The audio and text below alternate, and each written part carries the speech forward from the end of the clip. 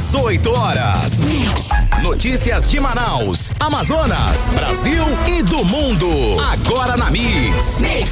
6 horas em ponto em Manaus. Boa noite pra você em 100,7. Você na sintonia certa no melhor mix do Brasil. Vamos juntos em mais uma edição do 18 horas no ar. Eu e ela, Karime Leão e equipe. Boa noite, Carlão. Muito boa noite pra você sintonizado aqui em 100,7. Obrigada pela sua companhia. Estamos juntos a partir de agora até às 7 da noite aqui no 18 horas. Mix. Lembrando aí da sua participação, hein? Tá valendo. Participe conosco do programa 18 horas. O nosso WhatsApp é o 994887592. Manda um zap pra gente. A gente quer saber a sua opinião. A gente quer receber o seu alô, o seu boa noite. Participa do 18 horas com a gente. Dá uma moral pra gente. 6 e 1. Mix. Começando 18 horas de hoje com os destaques do dia. A dragagem de trechos dos rios do Amazonas é antecipada por causa da previsão de seca extrema esse ano. Caso Grande Vitória, Justiça condena 6 dos 7 PMs acusados por triplo homicídio. Sindicato dos Professores e Pedagogos de Manaus pressionam Prefeitura por maior reajuste de salários. Os profissionais não aceitam a proposta da Prefeitura de Manaus de 1,25% de reajuste. Legal, conferindo esses e outros destaques em outros assuntos, outras notícias, nessa quinta-feira, 4 de abril de 2024. Você vai ficar ligado, hein? A partir de agora, mais uma edição do 18 horas no ar. Vamos juntos aqui no melhor mix do Brasil. 18 horas. Olha, a previsão de que o Amazonas enfrentará mais uma seca severa este ano está fazendo com que os governos antecipem para junho a dragagem de trechos dos rios Madeira, Amazonas, Juruá e também o Rio Purus, Karime. Carlão, essa antecipação é para evitar que os navios de carga encalhem durante a seca e que a economia do Amazonas sofra prejuízos, como aconteceu no ano passado, que a gente lembra muito bem, né, Carlão?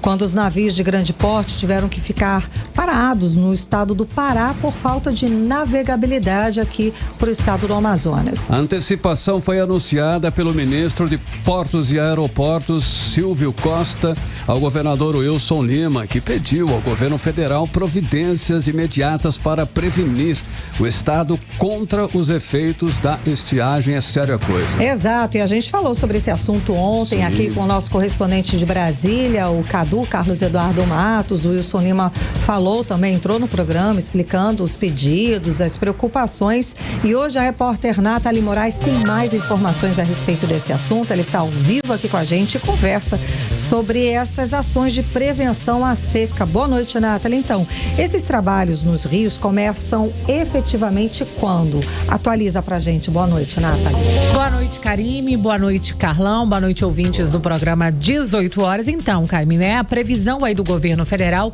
é que os trabalhos iniciem no mês de junho. Mas como assim? A gente já tá falando de seca, né? De estiagem, se a gente ainda nem alcançou aí o período de pico da cheia. Isso porque a gente sabe, né? Que aqui na nossa região costuma chover ali até meados de maio, junho, e é esperado aí que a cheia, né, alcance o pico no mês de junho deste ano. Só que assim, Karime, a gente sabe, as chuvas estão abaixo da média, muitas calhas dos nossos rios aqui da nossa região não conseguiram nem se recuperar por conta da estiagem, da seca histórica que nós tivemos no ano passado, e tudo isso já afeta o cenário, e ao que tudo, né, os prognósticos climáticos todos indicam que, né, que em 2024 poderemos ter uma seca tão severa quanto a de 2023 ou até pior. Por isso, né, o governo federal vai antecipar aí a dragagem dos rios Madeira, Amazonas, Juruá e Purus a partir de junho desse ano. Como o Carlão acabou de dizer aí, né, esse anúncio foi feito pelo ministro de Portos e Aeroportos, Valdez Góes, e também pelo governador Wilson Lima, que foi até Brasília para pedir aí, né, solicitou aí do governo federal uma reunião para tratar dessa situação. Isso porque, Karime, né, no ano passado, vale a gente reforçar que o governo do Amazonas já tinha conhecimento que nós teríamos, prévio, né, eles tinham conhecimento prévio. Eles foram avisados pelas autoridades, né, pelos ambientalistas, meteorologistas, que poderíamos ter uma seca histórica. Eles não imaginavam, né, que ela teria a proporção que teve.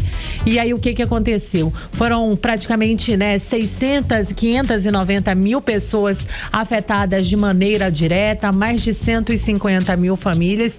E aí toda essa situação acabou levando, né, ao Amazonas decretar situação de emergência em todos os municípios aqui do nosso estado. Mas ainda no mês de abril, segundo o anúncio do governo federal, vai abrir aí um processo licitatório para a contratação já das dragas. A dragagem nos rios só começa em junho, mas a partir de agora, ainda em abril, eles já vão começar a escolher quais são as empresas que vão fazer todo esse trabalho de dragagem. Mas o que seria a dragagem? Eles vão remover ali, né, os bancos de areia que podem acabar afetando aí a navegabilidade nos nossos rios, como aconteceu no ano passado, onde muita gente acabou sendo prejudicada, além do comércio, da indústria, chegou a faltar até alguns alimentos e o preço foi lá para cima. A gente, né, sofre com esse preço da estiagem até hoje. Coisa, né, que a gente sente no bolso até agora. A banana até agora não abaixou, R$15 o quilo.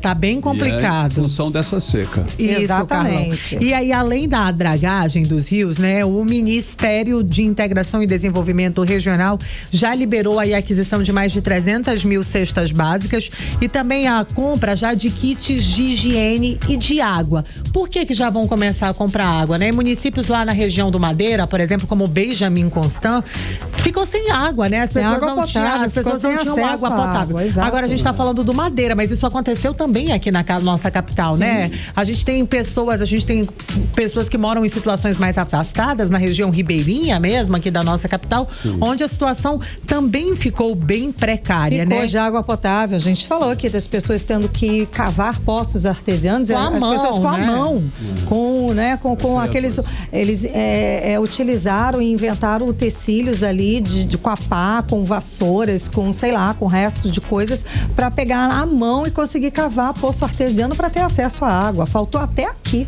Exatamente, Karime. Então faltou água, faltou remédio, faltou alimento. Então, para tentar remediar, prevenir que nós não tenhamos, né, soframos tanto como sofremos em 2023, teve essa reunião aí, e aí o governador do Amazonas conversou com a gente e trouxe um balanço do que foi apresentado durante essa reunião com o governo federal. Vamos conferir. Para que a gente possa se antecipar às questões da estiagem. A gente tem uma série de ações. A questão da dragagem dos rios, a questão da contratação de brigadistas, o avanço do nosso projeto junto ao Fundo Amazônia, a integração aqui com o Ministério da Integração, no momento em que a gente precisar, por exemplo, de estrutura, como nós precisamos do Exército, da Marinha, da Aeronáutica, para poder fazer o transporte de alimento para algumas comunidades. Enfim, então a gente veio se antecipar aqui, apresentar essa nossa preocupação ao governo federal e já começar o nosso planejamento. 18 horas. Karime e Carlão, nós ouvimos aí a fala do governador do Amazonas, Wilson Lima, e eu não posso encerrar, Karime, né, sem falar de que durante o período da seca, da estiagem severa, nós vivemos dias difíceis de intensa fumaça, onde nós respiramos o pior ar do mundo aqui na nossa capital, né? A gente passou dias realmente respirando fumaça, um ar tóxico, e aí para isso, né, foi solicitado aí do Ministério do Meio Ambiente o envio de brigadistas e também da Força Nacional. Vale a gente reforçar que pelo menos 21 municípios ficaram praticamente em chamas, principalmente os municípios da região metropolitana aqui da nossa capital. Sim, a gente lembra, foram meses e meses aqui debaixo de fumaças tóxicas. Agora eles solicitaram brigadistas. Vou lembrar de novo, e aqueles concursados do Corpo de Bombeiros que eles não efetivaram alguns. Não seria a hora de efetivar todos para já irem treinando para isso tudo? Essa é uma boa pergunta. Seria, cadê esse pessoal? Por que vai pedir lá brigadistas? Temos pessoas aqui, temos pessoal concursado. E essas pessoas continuam vindo para as ruas, viu, Karime? Essa semana aguardando a solicitação. Eu fui convidada aí para uma manifestação onde esses concursados que aguardam serem chamados, né, serem convocados, estão manifestando, cobrando do governo. Olha só, a estiagem tá batendo aí, vocês não vão convocar a gente? Aí vai para Brasília pedir brigadista, pedir ajuda. Eu sei que desde o ano passado o governo do estado do Amazonas recebeu bilhões de reais do governo federal para ajudar nessa situação. E parte desse dinheiro o governador disse que ia usar justamente para convocar, né? Teria aí um plus para convocar esses concursados. Agora, por que não convoca todos? Por que tem que ficar igual mendigo pedindo ajuda? Temos pessoas aqui, fizemos concurso aqui, por que não efetivar essas pessoas que estão aí aguardando há um bom tempo, né, Carlão? Bom, vamos aguardar para ver aí como é que fica essa situação. Muitíssimo obrigada pelas informações, Nathalie Moraes. Obrigada, volto daqui a pouquinho. Valeu, Nathalie, 6h10, você no melhor mix do Brasil. 18 horas. Olha só, os profissionais da rede municipal de ensino decidiram rejeitar o reajuste de 1,25% proposto pela Prefeitura de Manaus.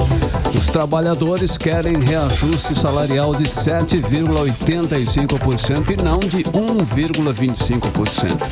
É uma diferença significativa. Isso é referente à data base de 2023. Isso seria a soma de 1,85% da correção salarial pelo IPCA e mais 6% de ganho real. Exatamente, essa decisão, Carlão, foi tomada ontem de noite durante a Assembleia da categoria, que foi convocada pelo Sindicato dos Professores e Pedagogos das Escolas Públicas aqui de Manaus.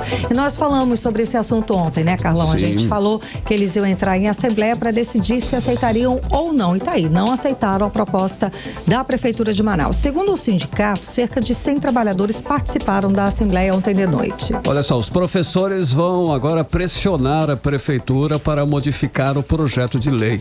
Caso o pedido não seja atendido, eles vão pedir a um vereador para incluir emendas à proposta da Prefeitura, garantindo assim um reajuste maior. 18 horas.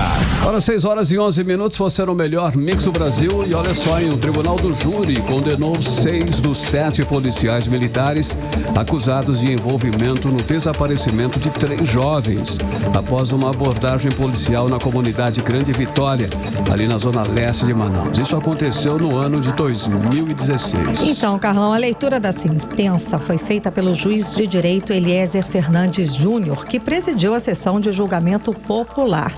O repórter André Meirelles acompanhou todo esse processo, todos os dias do julgamento, e tem as atualizações pra gente. Agora ele conversa ao vivo com a gente. Boa noite, André. Então, os policiais foram condenados a quantos anos de prisão? Boa noite. Muito boa noite, Karine. Boa noite, Carlão. Boa noite a você, ouvinte, ligado aqui na 100.7. Olha, a sentença foi lida na manhã de hoje e entre os 6 condenados, Gleidson Enéas Dantas foi o que recebeu a menor pena. Ele ficou com 27 anos de prisão. Aos demais réus, o José Fabiano da Silva, o Edson Robério Costa, Ronaldo Cortez da Costa, o Elderson Alves Moura e o Denilson de Lima Correia, a pena para esses aí foi aplicada em 40 anos. Dos 7 réus acusados pelo Ministério Público do Estado aqui do Amazonas de participação aí nesse homicídio, apenas o policial militar Isaac Loureiro da Silva foi absolvido pelo conselho de sentença, né? Um 8º acusado, inclusive o PM aí, o Luiz da Silva Ramos, ele teve extinta a punição em razão aí da morte dele no ano passado, né? 2 promotores de justiça, o José Augusto Palheta Taveira Júnior e Lilian Nara Pinheiro de Almeida, atuaram na acusação durante os trabalhos plenários. 7 advogados atuaram já na defesa aí dos réus. Todas as defesas sustentaram a tese de que eles não são autores desse crime aí, os condenados de hoje, né? Inclusive a promotora Lilian Almeida, ela explica agora pra gente o que acontece a partir de agora, depois aí desta condenação. Vamos conferir. Iniciar a fase de recursos. O Ministério Público também vai apresentar recursos contra essa sentença, porque nós entendemos que alguns detalhes, essa pena, enfim, algumas coisas precisam ser modificadas para o bem, inclusive, da própria sociedade. Nós entendemos que foi uma batalha jurídica muito ferrenha, muito difícil, mas, assim, o principal que nós queríamos era justamente saber respostas, encontrar respostas para esses corpos que até hoje nunca apareceram, e também a resposta da justiça, né? A resposta da justiça nós já tivemos, mas ainda precisamos dar uma melhorada, e é exatamente essa fase de recursos que a gente vai iniciar agora. 18 horas. Então, Karime, Carlão e também ouvintes, a gente ouviu a fala aí da promotora Lilian Almeida, né? Agora a gente vai acompanhar, conferir a fala do promotor de justiça, o Augusto Taveira. Ele vai falar agora o que acontece com a função, cargo aí, porque todos os condenados, até então, policiais militares, o que vai acontecer agora com eles? Vão continuar com esse título? A gente sabe aí que eles, né, foram presos e, claro, o óbvio é que não vão poder mais exercer as funções. A gente vai acompanhar a fala do promotor para ele explicar melhor essa situação. O resultado, os jurados entenderam como sendo realmente eles os responsáveis pela morte das 3 vítimas e ocultação dos cadáveres, que até hoje a família não tem, né, os corpos para pelo menos fazer homenagens. O requerimento do Ministério Público, logo após a leitura da sentença, foi exatamente nesse sentido. A perda do cargo, como determina o Código Penal, não é automática. Deve o juiz, na sentença, consignar, e nós fizemos ali aqueles embargos para que Sua Excelência tivesse essa observação legal. Nesse momento ele pediu que os processos fossem concluídos para que ele analise o pedido, né? E a gente espera que seja atendido, porque é um comando legal que deve ser cumprido. 18 horas. Tá, então, Karime, Carlão e ouvintes, a gente acompanhou a fala do promotor Augusto Taveira sobre o futuro dos acusados, depois aí da acusação pela morte desses 3 jovens, que aconteceu no dia 29 de outubro de 2016, um caso conhecido como caso Grande Vitória. Desde 2016 até 2024, são quase aí 8 anos, né, que a gente vem acompanhando esse caso, que aconteceu ali durante uma abordagem policial na comunidade Grande Vitória, que fica no bairro Gilberto Mestrinho, na zona leste de Manaus, e que resultou no desaparecimento deles. As investigações apontaram a morte de todos os jovens, só que até agora, até hoje, nesse minuto, 18 horas e 16 minutos, os corpos desde esse tempo, desde 2016, não foram encontrados. Em relação à vítima Alex Júlio Roque de Melo, os réus respondem, na verdade, por ameaça, perseguição, ameaça à integridade física ou psicológica, homicídio qualificado e ocultação de cadáver. Em relação às vítimas Rita de Cássia Castro da Silva e o Everton Marinho Gonçalves, os acusados também respondem por emboscada, execução e ocultação por 2 vezes. Então essa é a condenação, ou seja, a família que estava pedindo justiça aí pela morte desses 3 jovens finalmente vai poder, pelo menos agora, né, respirar um pouco, Karine. Sem dúvida alguma, André, muito obrigada pelas informações. Valeu, André, agora 6 horas e 17 minutos, você no melhor mix do Brasil. 18 horas. E vamos agora falar sobre política, sobre os bastidores da política local e tudo de mais relevante que está acontecendo, principalmente na corrida à Prefeitura de Manaus. Cíntia Blink já está aqui com a gente. Boa noite, Blink. Então, parece que puxaram mesmo o tapete do médico indígena Israel Tuiuca. Pois é, menino, tá quentíssima essa disputa. Ele não é mais pré-candidato a prefeito pelo PDT. O que aconteceu? Atualiza pra gente, Blink. Boa noite, Karime. Boa noite, Carlão e todo mundo que tá com a gente na 100.7. Então, fui enviar o convite para participarem do debate, que vai ser agora dia 12 de abril. E o debate entre pré-candidatos, e nem estava na intenção de ter uma informação sobre isso, mas aí me contaram que PDT desistiu da candidatura. Então, nós temos aí um pleito, né, uma eleição sem a participação do PDT.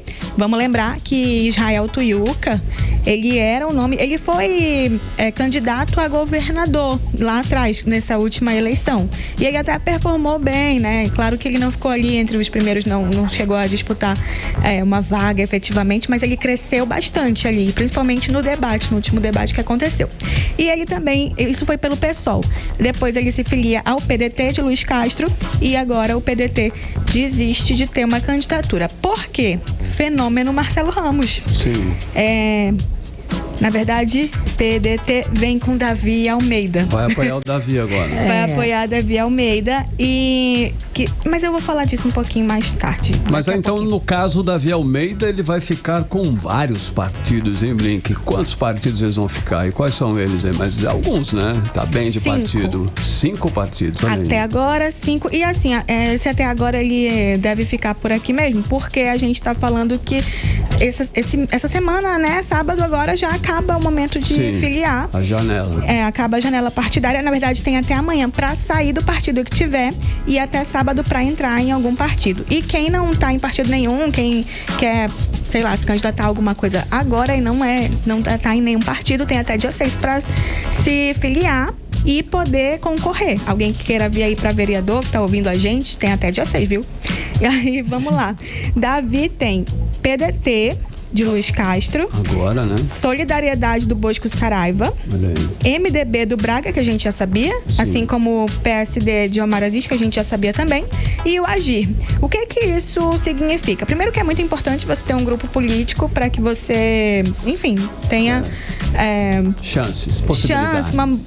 Uma movimentação, no caso dele, que tá no Avante, que tem aquele problema de ser nanico, né? De não ter tempo de TV, de não ter fundo partidário. Para Davi Almeida significa tempo de TV também, que é bem importante. Acho que talvez até mais do que o fundo partidário quando a gente fala de uma eleição de alguém que tem a máquina na mão. Então, peraí, então vão ser 6, é isso? MDB, PSD, PDT, Avante, Agir e Solidariedade. São 6. Dele, né? É verdade, 5 mais o dele. 5 mais o dele, ok. Aí, esses partidos também importam para que os vereadores da base que estão saindo aí dos partidos que estão com outros pré-candidatos, que estão apostando em outra, enfim, o partido está ali aliado a uma outra proposta, tenha para onde ir também, porque se todo mundo for... Lembra que tem que ter aquele cálculo que eu falo sempre aqui do sistema proporcional? Sim. Pois é, então isso importa. E aí ter essas possibilidades, ter esse número de partidos abraçando a candidatura, importa para deixar a base com possibilidade, até deixar a base mais calma, né? Para ela dizer, não, tem onde ir, tem onde eu conseguir aqui uma reeleição. Então, são esses partidos que estão com o Davi Almeida nesse momento. Então, com essas mudanças, né, quantos pré-candidatos, como é que fica esse cenário agora de pré-candidatura? Para falar a verdade, eu ainda não tenho como cravar isso, porque tá rolando um bastidor muito forte sobre o tal do fenômeno Marcelo Ramos, porque ele, apesar de que ele não tá cravado como sendo o pré-candidato do PT, apesar de que a gente falou aqui ontem, né? Provavelmente será ele, porque ele é uma indicação do Lula. Então é muito complicado que isso se desfaça. Pode ser que o PT e, enfim, essa federação, né? PT, PCdoB e PV reaja, tenha uma resistência, mas no fim a gente deve ter sim Marcelo Ramos como pré-candidato. E aí o que acontece? Outros partidos da esquerda estão começando a pensar se lança um pré-candidato ou se apoia Marcelo Ramos, como é o caso da Federação PSOL Rede. Na verdade, Rede já se manifestou favorável. PSOL é que ainda está tendo uma resistência, mas eu acho que essa resistência ela não vai ser muito difícil de mudar não, viu?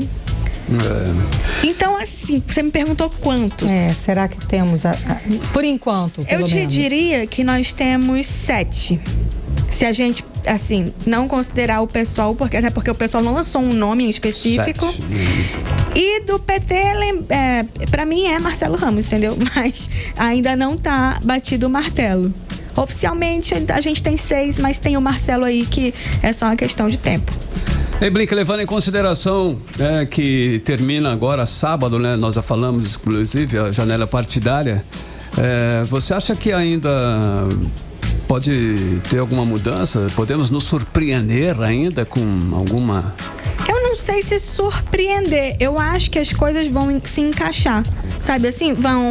Por exemplo, esses vereadores da base de Davi Almeida, que não tinham para onde ir, mas precisavam sair do partido em que estavam, porque aí eles estariam apoiando uma outra candidatura e não a de Davi, agora eles têm onde se encaixar. Então, sem dúvida, eles vão buscar o partido aí que faz sentido para eles.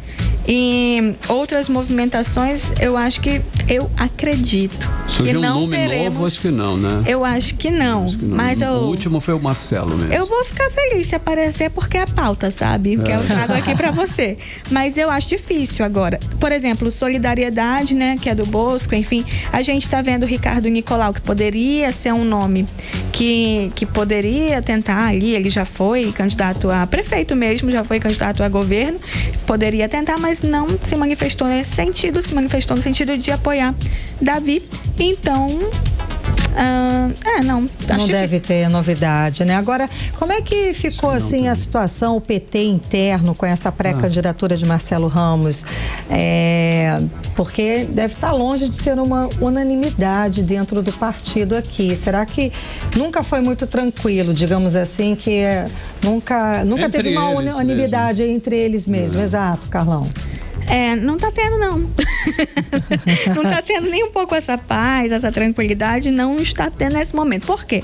Porque Anny Moura, ela foi ao meio-dia com Jefferson Coronel para dizer, olha só, a pré-candidata sou eu. Inclusive, liguei para Marcelo Ramos, ele ligou para ela, enfim, se falaram, e ela disse, seja bem-vinda, mas a pré-candidata sou eu.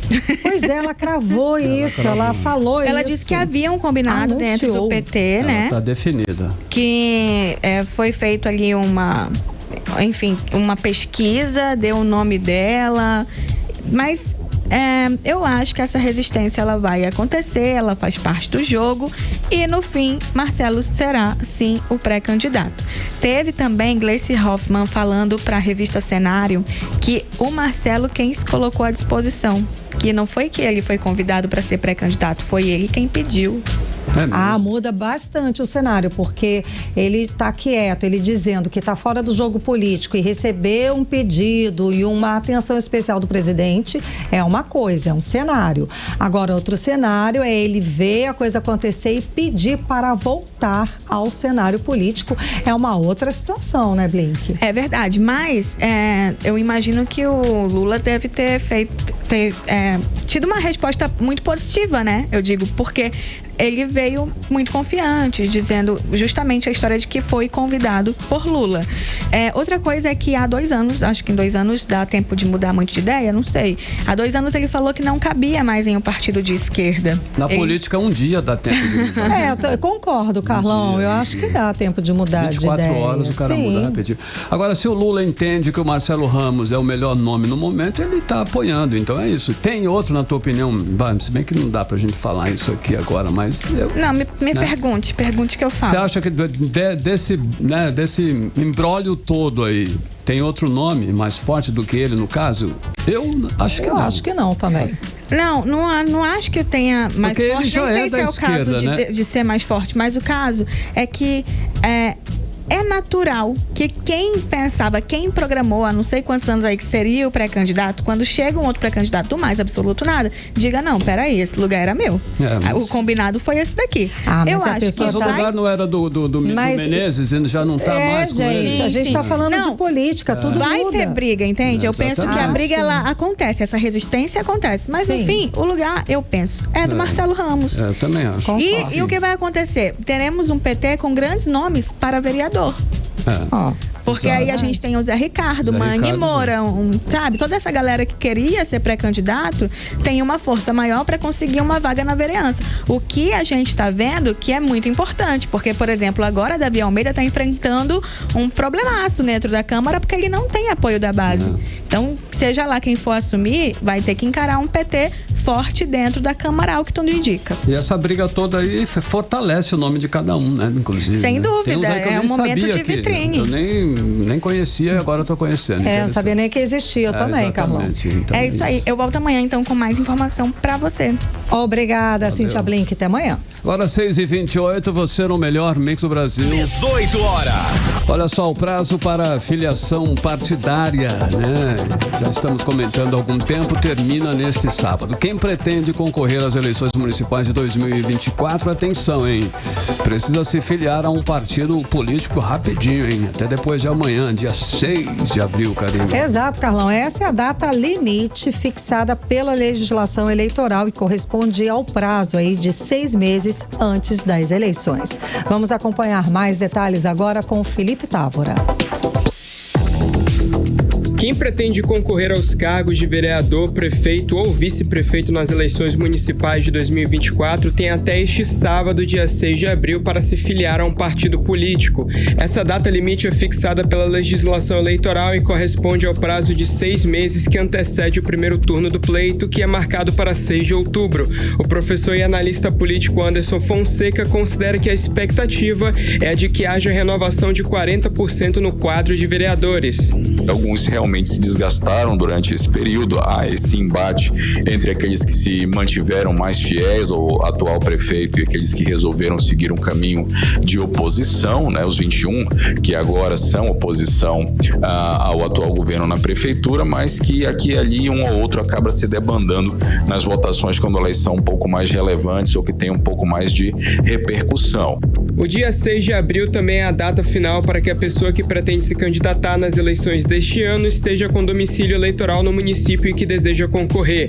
A legislação também define outros critérios de elegibilidade. Entre eles, a candidata ou candidato deve ter nacionalidade brasileira, estar no pleno exercício dos direitos políticos, que é quando a pessoa pode votar e ser votada, e ter a idade mínima para poder concorrer ao cargo pretendido. Anderson Fonseca considera que existem algumas características que podem garantir a políticos mais chances em reeleições. Essas características primordiais são, se eventualmente os trabalhos foram feitos que não se deixou aí para trás as suas respectivas bases e conseguiram manter uma consistência, né, e uma coerência nos seus votos, não se bandeando daqui para lá conforme o sabor do vento, tudo leva a crer que esses candidatos têm aí uma possibilidade um pouco maior, né, de se manter ou de se reconduzir na vereança. No que diz respeito à prefeitura, aí a gente ainda tem que aguardar um pouquinho mais, porque as alianças estão sendo feitas e eventualmente os vices, né, que eventualmente serão chamados aí para compor as chapas, podem fazer diferença na hora do voto. Felipe Távora para o 18 horas. Você está ouvindo 18 horas. Legal, agora 6 horas e 31 minutos. Você no melhor mix do Brasil. Continue aí em 100,7. Daqui a pouquinho, no 18 horas, fugitivos do presídio de segurança máxima foram capturados. Esse é o nosso assunto em instantes. 18 horas. Agora em previsão do tempo. Vamos conferir a previsão para amanhã. Amanhã, quinta-feira. Ou amanhã é sexta? Amanhã é sexta. Sexta-feira amanhã, olha aí. Previsão do tempo para sexta-feira com Karime Leão. Previsão do tempo. Segundo informações do Climatempo, a previsão para amanhã, sexta-feira, é de sol com muitas nuvens durante o dia, períodos de nublado com chuva a qualquer hora. A mínima prevista é de 25 graus, a máxima não deve passar dos 30 graus. As chances de chuva são de 83%, a umidade relativa do ar fica entre 68% e 99%. Mix. Olha, o nosso Rio Negro subiu mais 6 centímetros de ontem para hoje, elevando agora o nível das águas no Porto de Manaus para 23 metros e 84 centímetros acima do nível do mar. Mix. Olha, o Amazonas tem um total de 5.276 inscritos no Enem dos concursos. Isso de acordo com informações do Ministério da Gestão e também da Inovação. Manaus está na lista das 20 cidades com o maior número de inscritos, com 45.667 concorrentes, Karine. Exato, em todo o Amazonas tem um total de 59.276 inscritos para esse Enem, Carlão. E 9 cidades aqui do estado vão ser polo de realização de provas. São os municípios de Quari, Itacoatiara, Lábrea, Manaus, Manicoré, Parintins, São Gabriel da Cachoeira, Tabatinga e Tefé. Ao todo, mais de 2,1 milhões de pessoas se inscreveram para esse Enem dos concursos. Olha, os candidatos vão concorrer a 6.640 vagas oferecidas em 21 órgãos do governo federal. A banca responsável pelo processo seletivo é a Fundação Sesgran Rio. 18 horas. Às 6h33, e a greve prevista para começar dia 15 deste mês não foi aprovada pelos professores da Universidade Federal do Amazonas. Pois é, Carlão, essa greve é um movimento nacional das universidades federais e os professores aqui do estado decidiram ficar de fora. A repórter Nathalie Moraes tem mais informações. Vamos conferir. As Assembleia Geral realizada hoje na Universidade Federal do Amazonas, no campus aqui da capital, e também nos municípios de Parintins, Humaitá e Benjamin Constant, definiu que a mobilização marcada para o dia 15 de abril será adiada e definida depois do período de férias da Universidade Federal aqui do Amazonas, que retoma as suas atividades no próximo dia 22 de abril. A reunião aconteceu com os fóruns representativos do conjunto dos servidores públicos federais, que pautam alguns motivos para a adesão da greve, ainda que em data diferente dos outros estados aqui do Brasil. Entre os principais motivos para a greve dos servidores das universidades federais de todo o Brasil estão o reajuste salarial, a reestruturação de carreiras e a revogação da reforma do ensino médio. Até o momento, a resposta do governo federal das demandas apresenta um acréscimo no Vale Alimentação de R$ 658 para R$ 1.000, um acréscimo de 51% no auxílio creche e também no auxílio saúde a partir de junho de 2024 e um reajuste salarial de 9% distribuído em duas parcelas, 4,5% em 2025 e 4,5% em 2026. A próxima reunião aqui no Amazonas está agendada para o dia 26 de abril com o Conselho de Representantes das Universidades Federais. As reuniões intersetoriais acontecem nos dias 29 de abril e 3 de maio, além de realizar nos próximos dias 6 e 10 de maio uma reunião com o Diretório Central dos Estudantes e também os centros acadêmicos e o Sindicato dos Trabalhadores em Educação. Nathalie Moraes para o 18 horas. Você está ouvindo 18 horas. Olha, o menor valor da cesta básica em Manaus é de R$ 244,72. É o que aponta a pesquisa do Procon Manaus. E a pesquisa de preços dos 16 itens que compõem a cesta básica foi realizada no período de 1º a 3 de abril, como explica o repórter André Meireles. Uma pesquisa realizada em Manaus aponta que o menor valor encontrado para a cesta básica composta por 16 itens, totalizando 38 unidades, foi de R$ 244,72 e o maior preço foi de R$ 294,02. O Procon Manaus, Serviço de Atendimento e Proteção ao Consumidor, que realizou de 1º a 3 de abril deste ano a pesquisa de preços dos alimentos que compõem a cesta básica, percorreu 10 supermercados de todas as zonas da capital. Segundo o diretor técnico do Procon Manaus, Fabrício Lima, a pesquisa é realizada mensalmente em diversos estabelecimentos com o objetivo de oferecer ao consumidor uma ampla variedade de opções de preços acessíveis. O Procon Manaus realiza mensalmente pesquisa de preço da cesta básica com base no DIEESE e no que dispõe o novo decreto federal que determina os itens e quantidades de produtos que compõem a cesta básica. A pesquisa, ela objetiva oferecer ao consumidor uma ampla variedade de opções de preços acessíveis, bem como promover a competição livre e inibir qualquer comportamento que viole as normas econômicas vigentes no mercado. Para o economista Márcio Paixão, o consumidor que deseja economizar deve também pesquisar comparando os preços e qualidade dos produtos. Pesquise bem os preços da sua região. É importante olhar os mercadinhos, é importante olhar os supermercados que estão na redondeza, comparar preços, verificar a qualidade, principalmente verificar o seu orçamento, se cabe no seu orçamento. Ainda segundo Márcio Paixão, é importante conferir o preço final das compras que pode conter erros. Confira sempre o extrato. É comum o caixa errar, as pessoas podem errar, há um erro humano. Então é importante conferir no final o extrato da sua conta. André Meireles para o 18 horas. Você está ouvindo 18 horas. Agora 6 horas e 38 minutos em Manaus. Vamos para Brasília. Vamos conversar com o nosso correspondente, o jornalista Carlos Eduardo Matos. Cadu, boa noite, Cadu. Bom te ver. Seja bem-vindo, Cadu. Então, finalmente, os fugitivos do presídio de segurança máxima foram capturados. 50 dias de fuga, Cadu, que gerou aí uma crise no sistema prisional. O governo, afinal de contas, está aliviado. Finalmente o ministro Lewandowski conseguiu dar a coletiva dizendo sim, conseguimos capturar esses fugitivos. Conta pra gente a sua avaliação. Boa noite. Boa noite, Karime. Boa noite, Carlão. Boa noite, ouvintes, a todos que nos assistem pelo YouTube.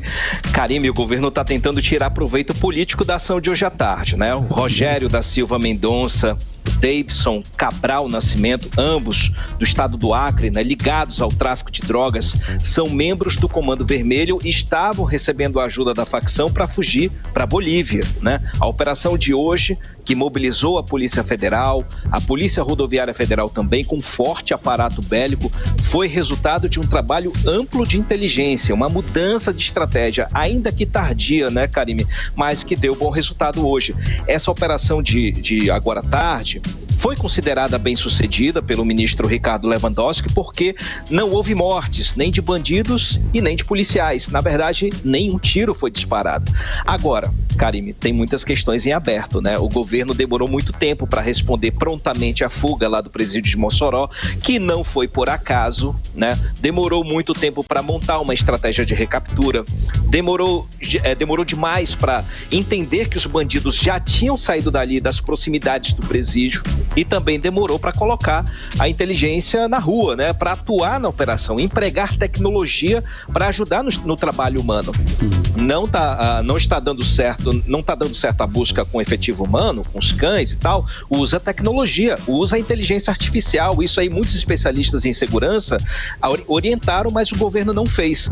Acabou que foram 50 dias, né, de buscas, muito dinheiro empregado, pessoal, infraestrutura, alimentação. Imagina, tantos policiais.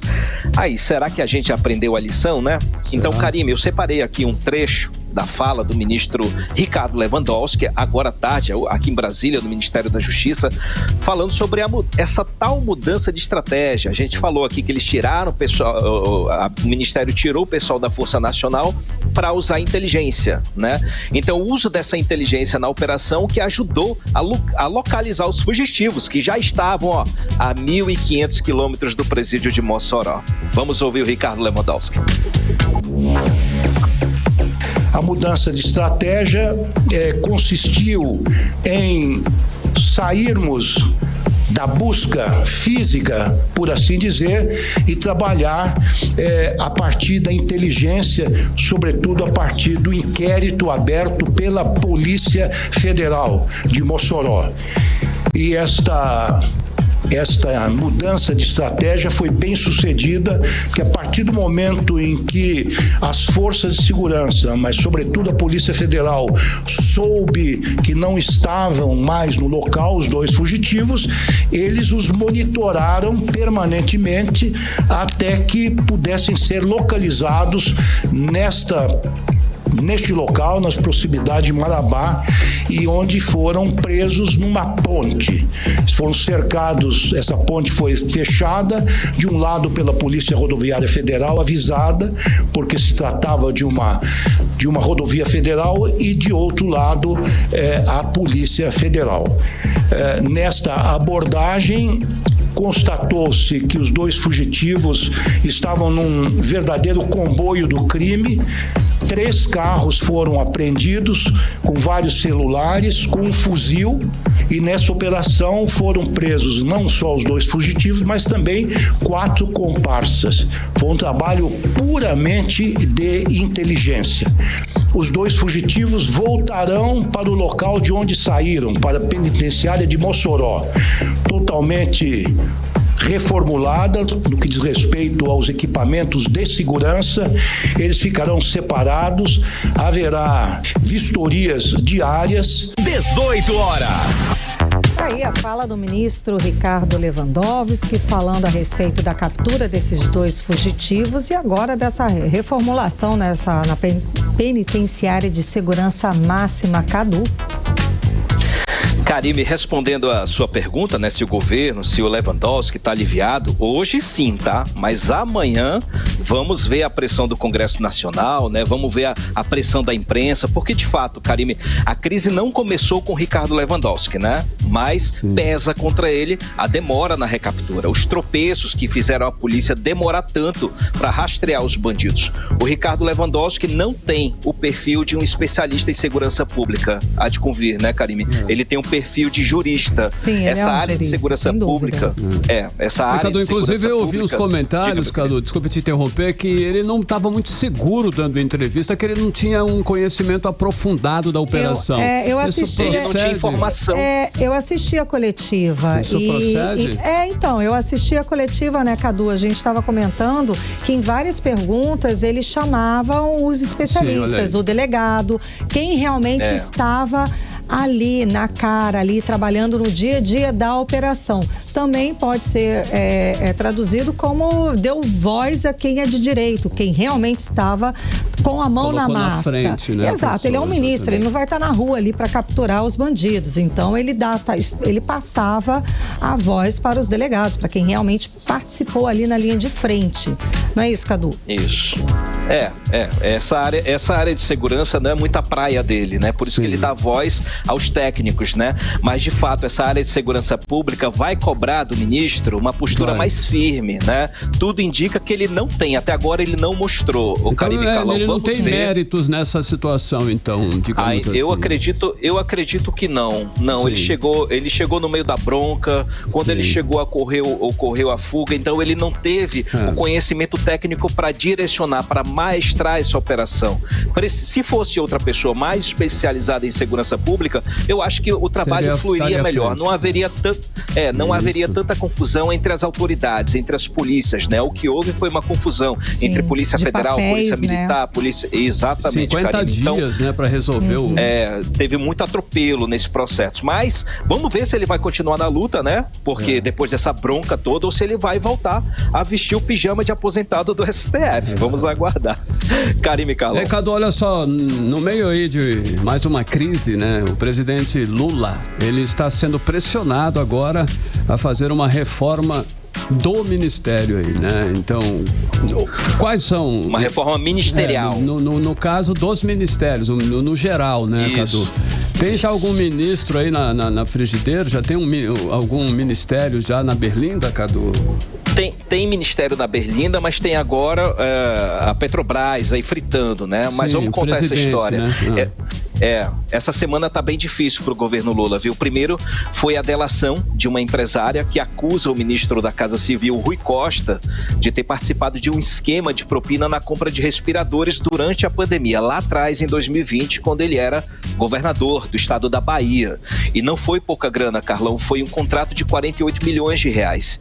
E esse passado obscuro do Rui Costa veio à tona e colocou ele numa situação muito difícil dentro do governo Lula. Afinal de contas, ele é o ministro da Casa Civil, é o cara que toca o governo para frente.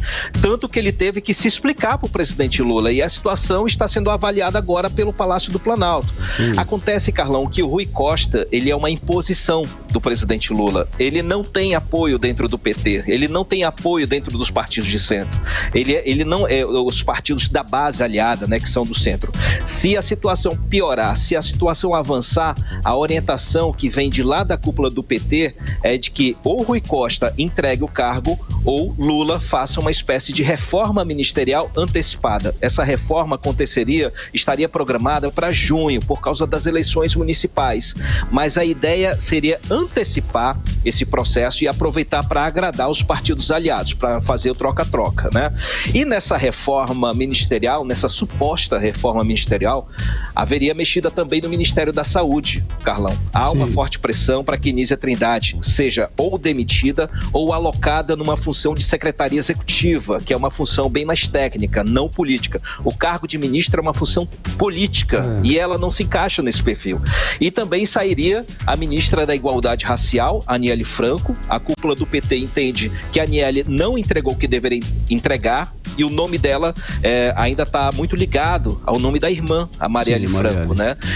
Tem a ministra Simone Tebet, que não está bem alinhada com a equipe econômica, já se passou 1 ano e meio aí praticamente, ela não se alinhou definitivamente com Fernando Haddad, não teve o retorno político que foi prometido a ela quando assumiu o Ministério do Planejamento, a gente lembra disso, que foi uma briga para ela assumir quando assumiu, diante de várias condições, né, políticas, e nesse momento, como eu disse, a fritura é do presidente da Petrobras, o Jean Paul Prats. Ele está numa queda de braço com o ministro de Minas e Energia, o Alexandre Silveira, por causa do pagamento de dividendos extras aos acionistas da Petrobras. Está sendo cogitada a saída dele, do Prats, para a entrada de Aloysio Mercadante, que é o atual presidente do BNDES, que é um cara mais alinhado com a turma palaciana.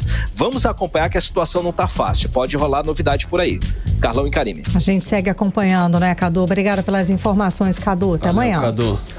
Tchau, galera. Um abraço. Valeu. Tchau. Agora 6h49, você no melhor mix do Brasil. 18 horas.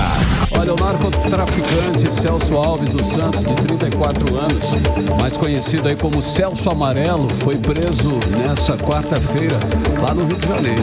Exato, Carlão. O repórter André Meirelles volta a conversar ao vivo aqui com a gente. Ele tem mais informações a respeito desse assunto. Boa noite novamente, André. Então, o homem que é uma das principais lideranças do tráfico no Amazonas atuava na zona oeste de Manaus, não é isso, André? Boa noite. Muito boa noite, Karime, Carlão e ouvintes. Exatamente, olha, o Celso Amarelo, ele foi preso em setembro de 2019 pelos crimes de tráfico de drogas, porte ilegal de arma de fogo e homicídios.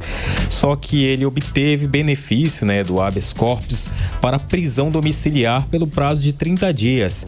Foi alegado aí um tratamento médico, então, assim que ele saiu, ele acabou rompendo a tornozeleira e fugiu, né? A prisão ocorreu em uma ação conjunta realizada pela Secretaria Pública aqui do Amazonas, né, juntamente com a Polícia Federal, né? E aí o suspeito aí, o narcotraficante Celso Alves, de 41 anos, conhecido como Celso Amarelo, foi preso ontem aí em um condomínio de luxo que fica no bairro Recreio dos Bandeirantes, na zona oeste do Rio de Janeiro, né? Celso estava foragido há mais aí de 4 anos e apresentou documento de identidade falsa. Após todos os procedimentos ali da Polícia Federal do Rio de Janeiro, Celso então está previsto para ser encaminhado ao presídio e vai aguardar a decisão aí da Justiça. Outra informação que a gente traz aqui, Karime, Carlão e ouvintes, é sobre que a Justiça decretou ontem a prisão preventiva de um homem de 32 anos suspeito de estuprar e matar a professora Eliane Félix de Lima Barbosa, de 51 anos.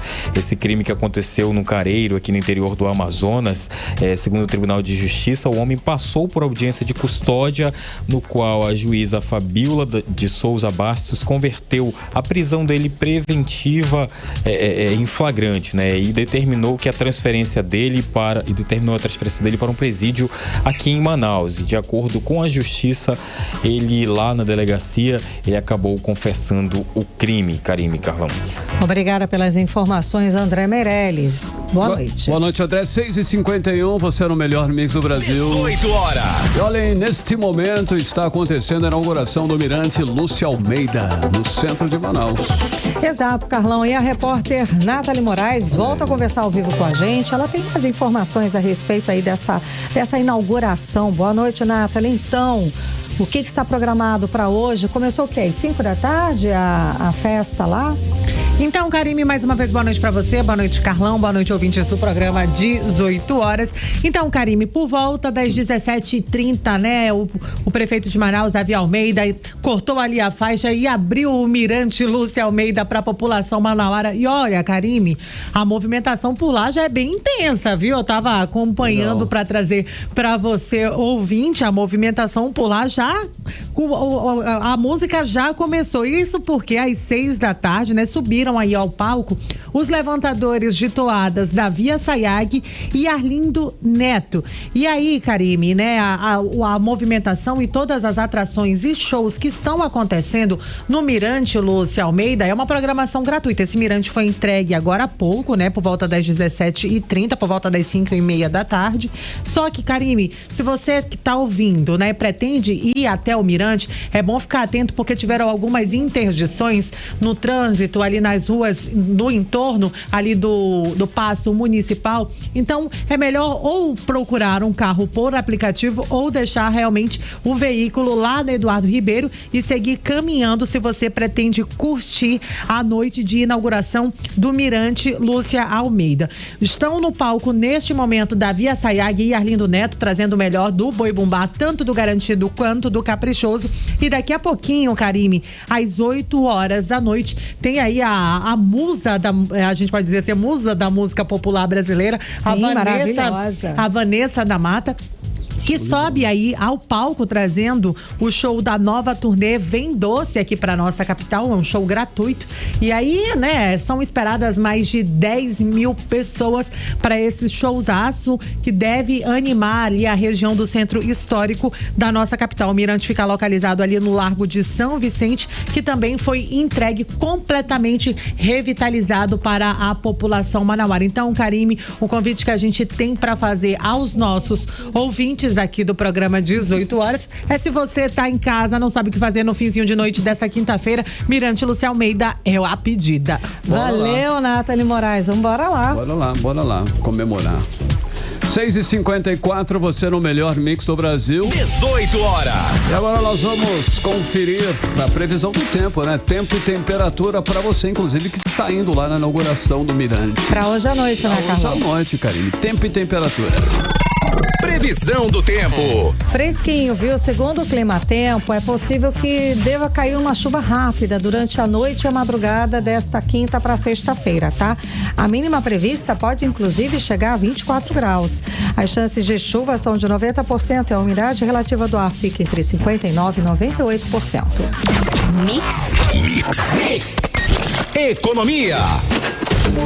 Agora, conferindo os indicadores econômicos de hoje, o dólar fechou o dia em alta de 0,19%, comercializado em R$ 5,05. O euro também fechou em alta de 0,18%, cotado a R$ 5,47. O Bitcoin fechou o dia em alta de 2,76%, comercializado a R$ 343.025. O Ibovespa fechou em alta de 0,11% aos 127.461 pontos. E o balanço da associação que representa as concessionárias de veículos revela que as vendas de motos tiveram crescimento de 4,6% em março, em comparação com março do ano passado. Olha só, ainda de acordo com o balanço, foram vendidos o total de 152,67 mil motocicletas no mês passado. Na comparação com fevereiro, as vendas cresceram 12%, como explica o repórter André Meirelles. No primeiro trimestre deste ano, 432.288 motocicletas foram vendidas no Brasil, representando um crescimento de 21% em relação ao mesmo período de 2023. O número supera em 14,7% as vendas de carro de passeio, que somaram 376.691 unidades entre janeiro e março deste ano, segundo o balanço divulgado nesta quarta-feira pela FenaBrave, a associação que representa as concessionárias. Ainda segundo a pesquisa, em todo o país, as vendas de motos tiveram crescimento de 4,6% em março, em comparação com o mesmo período do ano passado. No total, 152.067 motocicletas foram vendidas. Na comparação com fevereiro, as vendas cresceram 12%, o que deixou as concessionárias entusiasmadas. Para a gerente de concessionária, a Ana Amélia Lom Monaco, o financiamento com facilidades por parte das empresas ajudou no aumento das vendas. A gente sentiu um aquecimento no mercado, a gente tem até números de aumento na produção de moto nesses meses e veio junto com o aquecimento do mercado, graças a Deus foi bom sim. Hoje em dia tem algumas facilidades, né? Então o cliente que não tem o valor à vista da moto, o valor inteiro da moto, a gente tem a facilidade de financiamento pelo Banco Honda, com entrada facilitada, e mesmo às vezes o cliente quer dar uma parcela pequena, então a gente tem o consórcio nacional Honda para todas, pegando todas a modalidade de moto. No geral, as vendas de veículos tiveram no mês passado queda de 5,6% na comparação com março de 2023. Foram 187.700 unidades emplacadas entre carros de passeios, utilitários, leves, caminhões e ônibus. Para o consultor automotivo Kennedy Matos, a queda na venda de carros, por exemplo, pode estar relacionado com vários fatores, como a paralisação de montadoras e aumento de taxas. Poderia dizer aumento de combustível, taxas elevadas, paralisação de montadora decorrente de falta de componentes eletrônicos, de peças, aumento de vendas em relação ao usado devido a essa falta de peças para veículos novos, e inclusive até a guerra acaba influenciando isso. A marca que eu represento, a gente faz exportação de componentes eletrônicos da Ucrânia, por exemplo, e a Ucrânia está em guerra. E a gente teve que se readaptar, se adequar ao mercado, tirar uma tecnologia ou outra para poder atender o nosso cliente. Ainda de acordo com a pesquisa, na comparação com fevereiro, março registrou alta de 13,6% na venda de veículos. No acúmulo do primeiro trimestre deste ano, o número de veículos vendidos foi mais de 514 mil, uma alta de 9,1% na comparação com o mesmo período de 2023. André Meirelles para o 18 Horas. Você está ouvindo 18 Horas. Olha só, e mais de 10 milhões de pessoas já cumpriram com a obrigação de declarar o imposto de renda 2024. 19 dias aí no início do prazo dado pela Receita Federal, né? Em apenas 19 Ainda dias já falta tem 19 dias, né? Não, foi nos primeiros 19 dias, desde o início do prazo dado pela Receita Federal, então, esse número todo. Né? Show de bola. O número foi alcançado nesta quarta-feira, dia 3, e o prazo para a entrega da declaração termina às 23 horas e 59 minutos do dia 31 de maio. Isso tá me lembrando alguma coisa, viu, cara? Mix. Fazer o meu. Agora 7 em ponto, vamos para o editorial 18 horas. Editorial 18 Horas. Os números da pesquisa de endividamento e inadimplência do consumidor mostram a quantas anda a situação econômica das famílias no Amazonas. A pesquisa da Confederação Nacional do Comércio de Bens, Serviços e Turismo constatou que em março o Amazonas teve o maior índice de famílias sem condições de pagar dívidas. Mais de 2 em cada 10 famílias não tiveram condições de pagar as contas. 8 em cada 10 famílias estão endividadas. E mais de 5 em cada 10 famílias têm contas atrasadas. Os números do endividamento das famílias do Amazonas estão bem piores do que os da média nacional. São preocupantes e apontam para o fato de que as oportunidades de renda no estado não estão atendendo a uma imensa parte da população. E não só as necessidades econômicas imediatas, mas também as que vão além, aquelas que dependem de planejamento de médio e longo prazo para aumentar a geração de emprego e renda no estado. 18 Horas. Agora 7h01, Karine, boa noite. Boa noite, obrigada pela companhia, um beijo, gente, até amanhã. Você ouviu 18 Horas. As notícias do Brasil e do mundo, de volta amanhã.